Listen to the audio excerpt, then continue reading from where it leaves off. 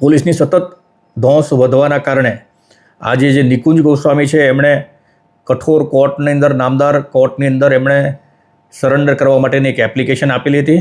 આ નિકુંજ સામે અગાઉ એમણે પત્નીના ગાડીની અંદર, કારની અંદર જીપીએસ ફિટ કરવા અને સ્ટોકિંગ અંગેનો જે ગુનો દાખલ થયેલો હતો એ ગુનાની અંદર સરેન્ડર અરજી કરેલી, જે નામદાર કોર્ટે રિજેક્ટ કરેલી હતી.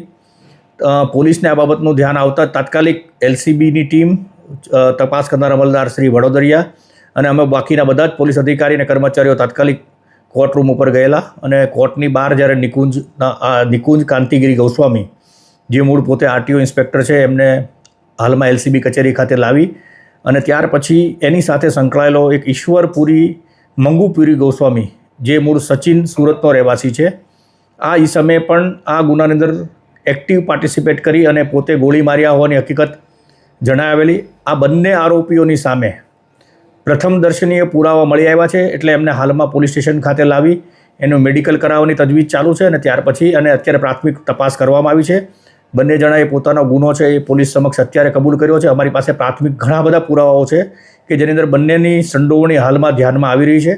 હાલમાં આ ગુનાની કામે તપાસ કરનાર અમલ દ્વારા બંનેની ધરપકડ કરવાની તજવીજ ચાલુ છે. ગુનો આચરવા પાછળનું કોઈ પ્રાથમિક તપાસમાં કારણ સામે આવ્યું?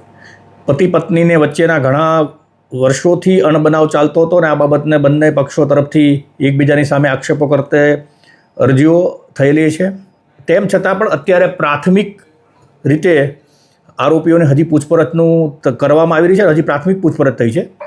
આવતીકાલે આપને વિગતવાર જે કંઈ ઘટના છે એ બાબતની વિશેષ માહિતી આપી શકાય એમ છે.